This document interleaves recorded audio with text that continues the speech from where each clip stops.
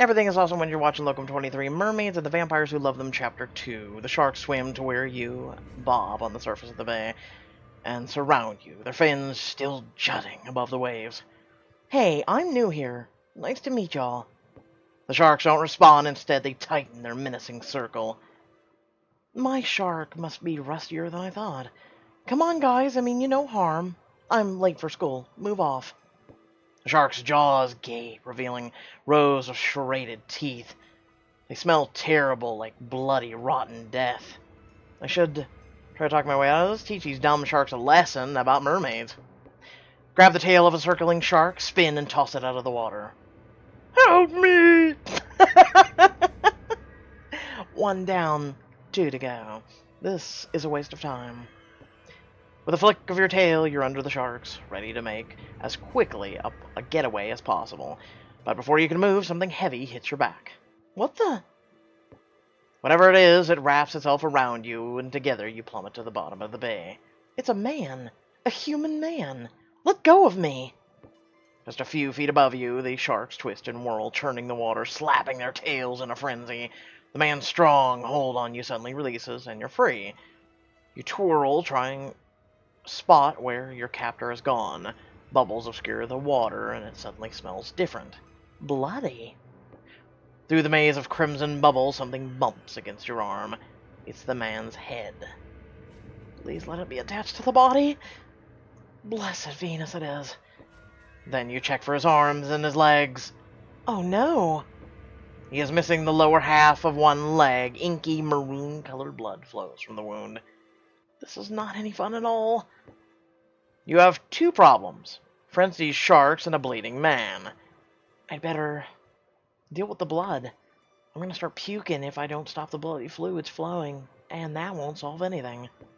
The man's pants leg is tattered, so you rip a strip off and tie a tourniquet below his knee. The flow of blood stops, although his spot is still going to reek for a while. The shark darts in, and you backhand it across the snout. Time to go. You turbo swim for the surface and get the human's head above water. Now it's your turn. As the sharks approach, you grab each one and hurl it down the coast. You'd get more distance if you could use both hands. But these great whites won't be bothering you for a while. As fast as you can, you turbo swim for the shore. You launch yourself onto the sand, landing on your backside. The human is dripping wet, ice cold, and limp. Now that you're on dry land, the unpleasant shape change sensation begins. You'd think, evolutionary speaking, Mers would have developed the ability to transmute in leg form without cramping, writhing, or whimpering. Unfortunately, you'd be wrong. As soon as you have legs, you sit and lay the man on the sand. He is really a grown man after all. He looks more my age and really cute. I like how the thing on her hair went away. It's interesting. Focus fish water. Does he have a heartbeat? The man has no heartbeat, smells like strawberry ice cream, and about as frozen as a sweet tart. All merfolk are trained how to rescue humans, but training is one thing, reality is another. This is my first reality. You take a deep breath and think hard. How many chest compressions am I supposed to do? You unbutton his shirt. Wow, he has perfect pecs. Wait, I shouldn't be thinking that. He's still not breathing. You cover his mouth with yours and breathe. His chest rises and falls. I'm doing it. I'm saving a life. You continue giving him mouth to mouth. It takes you a moment to notice his tongue is in your mouth. Wait, this isn't part of CPR. I think it feels weird, but also kind of great. Keep doing CPR.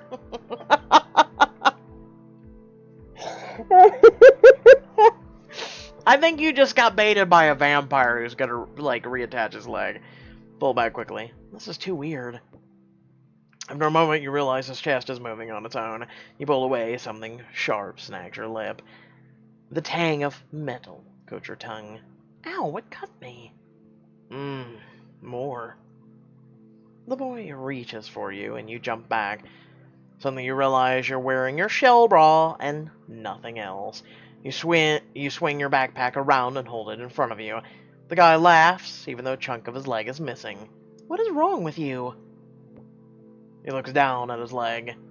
Exactly. You're missing some serious flesh. What were you even doing out there? Rescuing you. He unties the tourniquet. You look away, grossed out, but it seems as if the bleeding has stopped. And his leg seems to not only be healing, but growing, which is even stranger than anything that's happened already. You were rescuing me! Yeah, I was hanging out near the top of that tree. He points to 100-foot-tall redwood. And I saw those sharks circling you, and I couldn't just let them eat you. Headmaster Crumpet said we weren't supposed to let the new kids die, so I dove in to save you. He grins. He has an adorable smile, those dimples, and the eyes of the color of the ocean. And fangs! I can't believe I saved a vampire. If you hadn't been so badly injured, I'd leave you on the beach. Well, this is embarrassing. I can't have you carry me into school. Just give me a little more of your blood. Are you sniffing my arm? Maybe. Vampire's definitely giving you the old pointy eyeball. No can do, vampire. I have a strict no drinking policy. My blood stays in its own circulatory system. But I'm hurt. Look at all the blood I've lost. He bats his eyes at you, but the effect is lost as you try not to gag, thinking of the cloud of his blood in the water. You move on to more pressing matters. Close your eyes. What? Close your eyes. I need to get dressed. You already seem to be dressed, but okay. Vampire obediently closes his eyes, but he smirks. You pull your sundress out of your bag and wriggle into it. It sticks to your damp skin, but covers all the parts humans need covered. Okay, I'm good. Now, let's get you to school. You pick him up and set him on his lone foot, draping his arm across your shoulders for balance. You're stronger than you look. You shrug. I'm a mermaid. Shift his weight on your shoulder, and he groans in pain. He must be faking it. Look at that crooked smile. Tell me where the infirmary is, and I'll drop you off as quietly as possible. I don't need an infirmary, mermaid. I need consumery. Fresh blood will heal me quicker. Ew, a cafeteria that serves blood? Mega gross. Don't call me mermaid. Then don't call me vampire. What should I call you then? Pierce. Pierce Nightguard. Seriously? What? You're a vampire named Pierce? So? I mean, it's not exactly subtle. You can't talk to me that way, even if you are cute and delicious. Oh boy, this is going in the wrong direction. I better clear things up now. Come to an abrupt halt.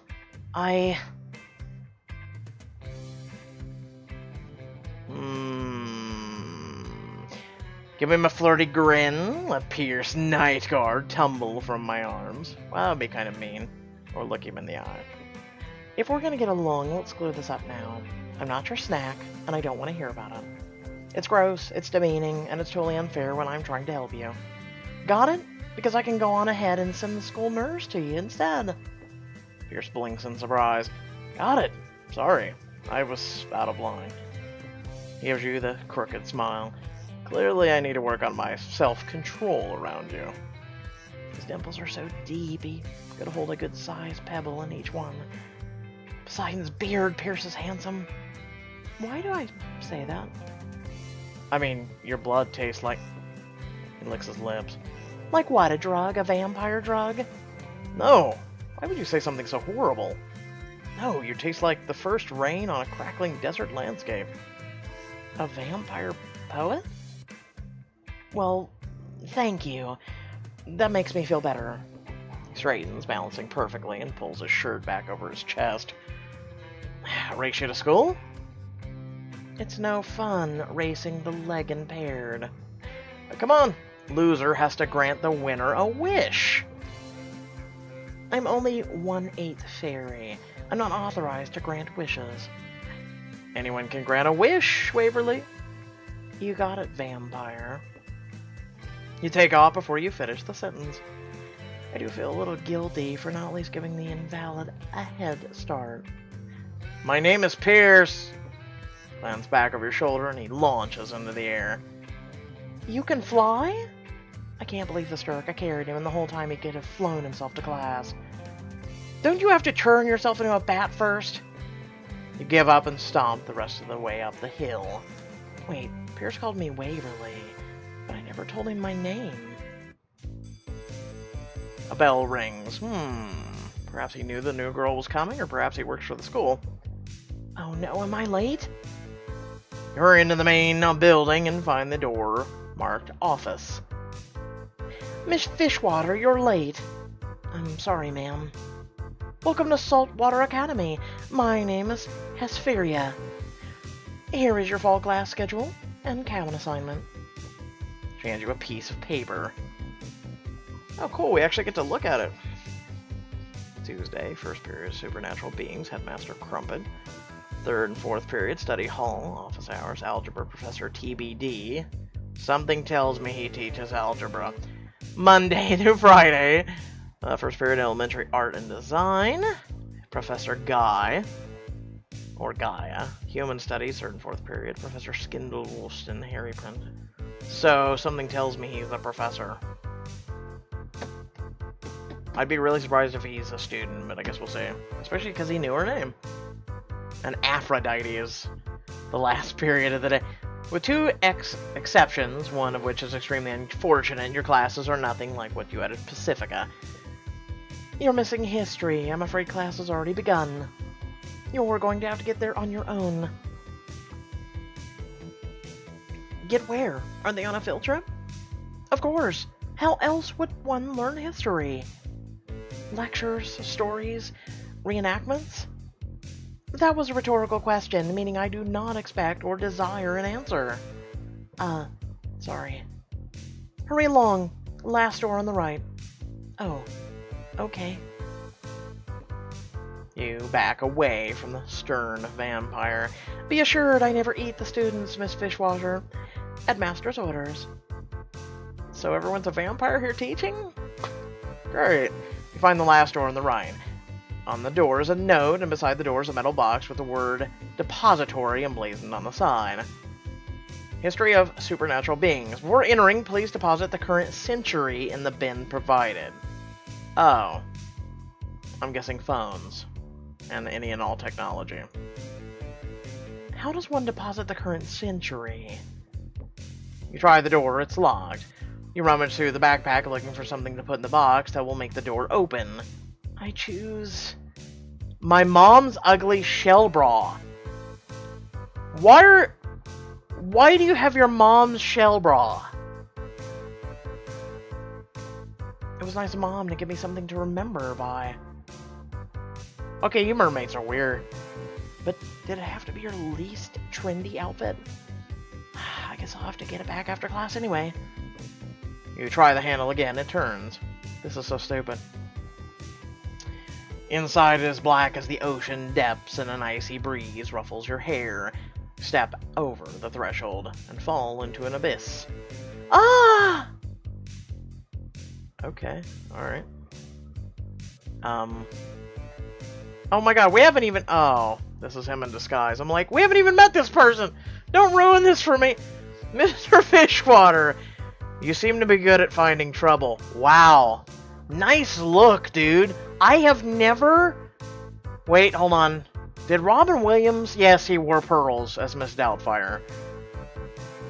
You're the second human being to ever wear pearls. And wow, does it not look flattering on you. Robin Williams did it justice. You? No. Stop. With that being said... I hope y'all did enjoy the video. Feel free to like, comment, share, subscribe. Hit the description below. Links to social media, our Discord, and a few links to support me and my content. Remember, there is also a link to Twitch. You can follow me on there because I do content and streaming on there. Until next time, I'm going to take a small break. But remember to stay well, stay awesome. And I'll catch you all in just a little bit. Peace.